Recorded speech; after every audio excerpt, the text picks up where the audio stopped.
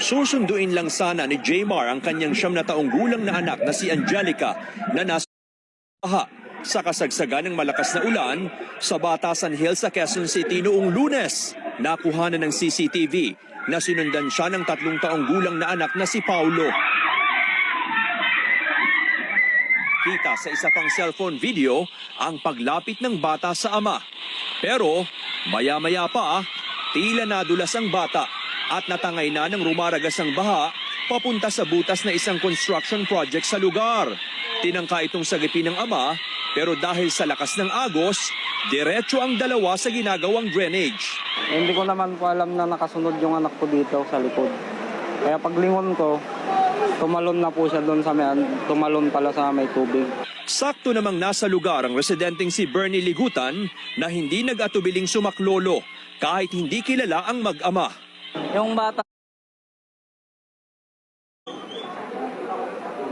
lumubog, buti nga kamo hindi siya umilalim. Bata pa yun, sayang yun sir, mahaba pang buhay nun. Ito yung presence of mind mo sir, gusto mo lang tumulong din eh. Lahat ng pedestrian, akyat po ulit tayo sa may bandang bundok.